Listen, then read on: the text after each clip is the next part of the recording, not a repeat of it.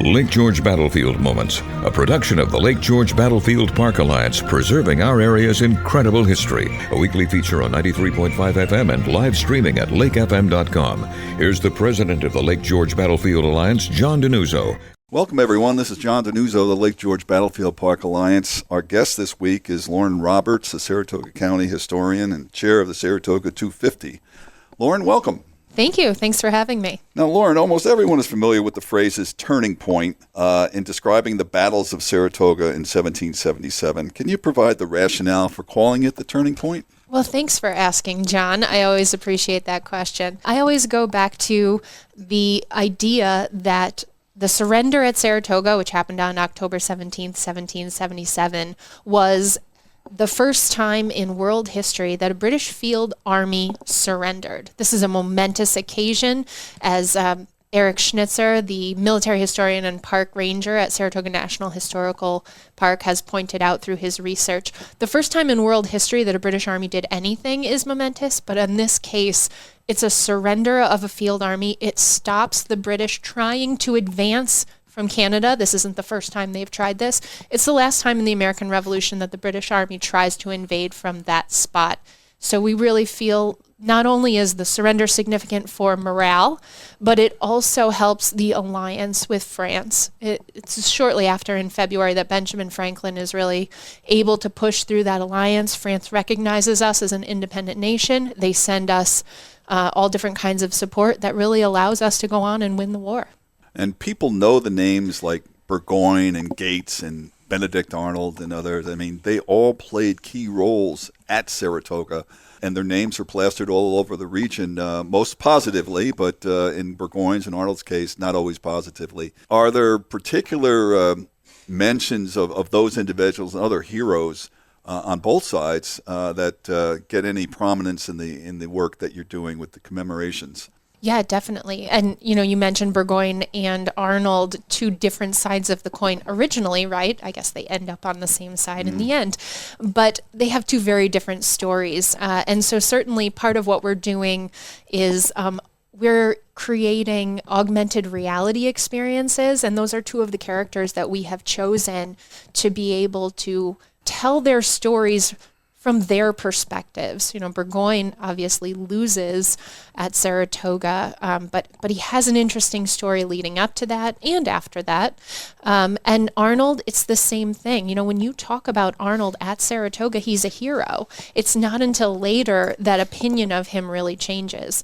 And I think sometimes with characters that have such a villainous past, we tend to think of them only in that way. It's hard to kind of erase our 2020 vision and go back and see what people would have thought of him at the time. So part of the character that we have for augmented reality, he's speaking at Saratoga and before Saratoga when he still is committed to the American cause and a hero. Fearless, he's respected by his men. He has a lot of great traits before he becomes a turncoat. I would think one of the great attractions of the augmented reality would be that people who are generally indifferent to history or particularly younger people with very little exposure, does augmented reality kind of make it more real for them?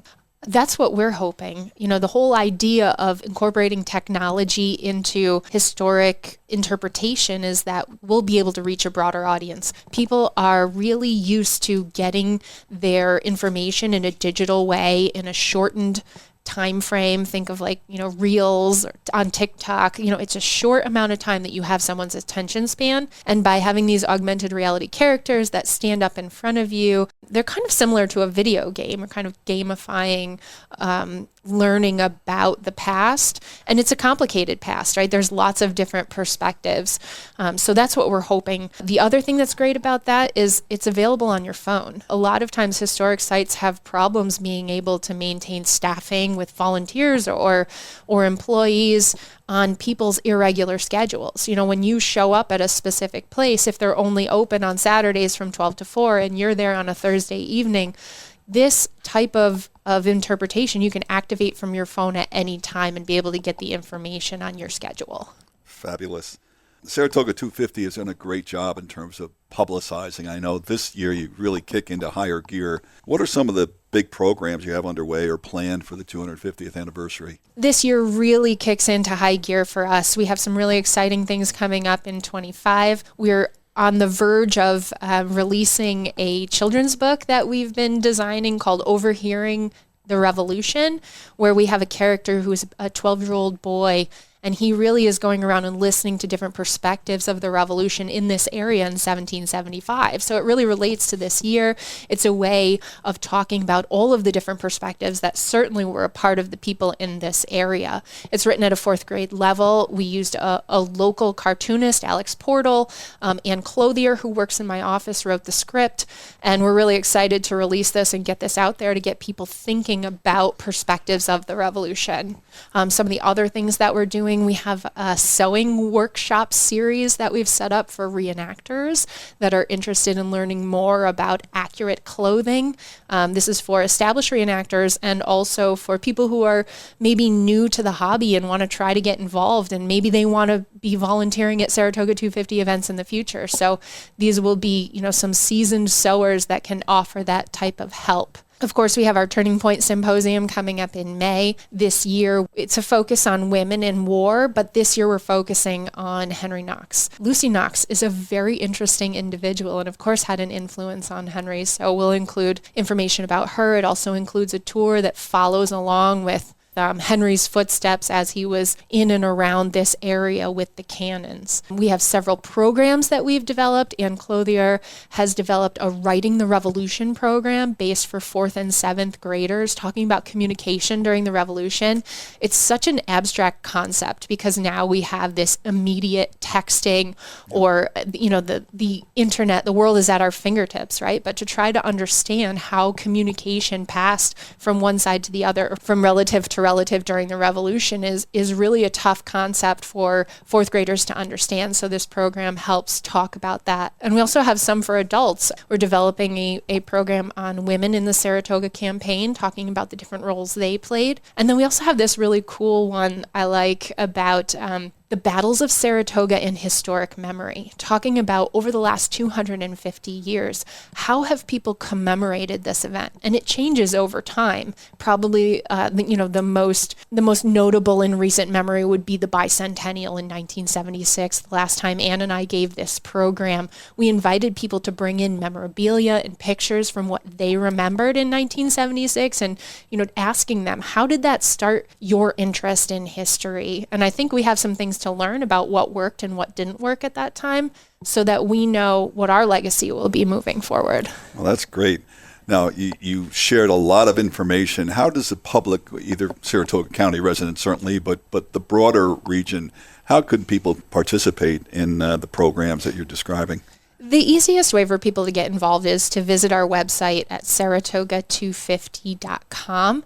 We have all of our events listed there. We also have some forms. If you're interested in volunteering, you can fill out the volunteer form there. It comes to us. You can talk about what you're interested in. Maybe you want to be a reenactor. Maybe you don't mind parking cars because we need that too. Sure.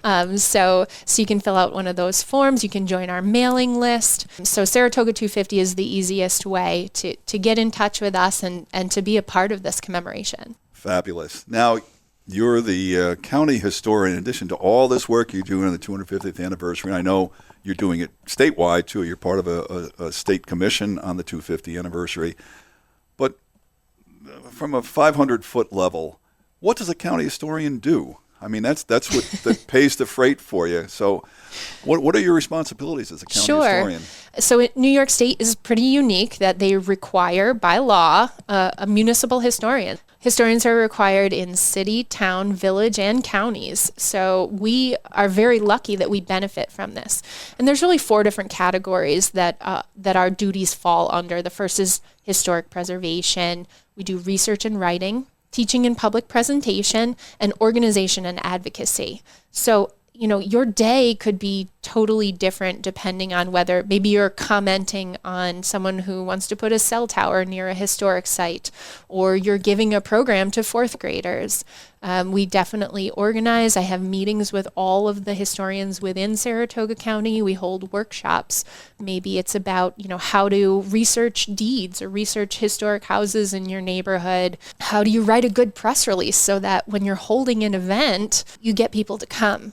It's different all the time, but really, historic preservation, advocating for historic places and historic groups, a lot of research and writing articles, blogs, and I think public presentation probably is the most important. We really benefit in New York from having public historians, and part of what I really like about my job is that it's not the same every day. And I am very passionate about history, probably can't tell, but I feel like my job is really figuring out how do I get other people as excited as I am to learn about our history. So finding those ways to engage audiences, to meet people where they are, to incorporate technology, but also not lose a generation that's not used to technology. So using traditional interpretive ways, all of that is really important and exciting.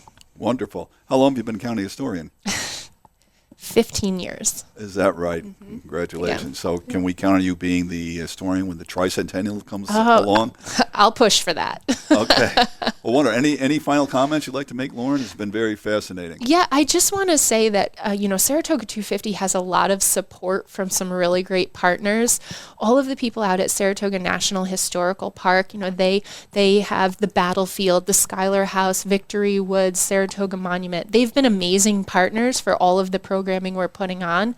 And also our Friends group, which is Campaign for Saratoga 250 Inc., they are out there trying to get support and funding for all of the programming we're doing. Groups like the Sons of the American Revolution and the Daughters of the American Revolution, which are heritage organizations, have been excellent. And of course, Lake George Battlefield Alliance, all of the other historic sites that are in this area, we all work together to make this happen. This is a huge commemoration. We have a chance to highlight our local history in this region once every 50 years when these types of commemorations come around. I'm so impressed with how everyone has really worked together to make this happen, and I think we have a great chance here to make this a great commemoration. And I agree. Well said.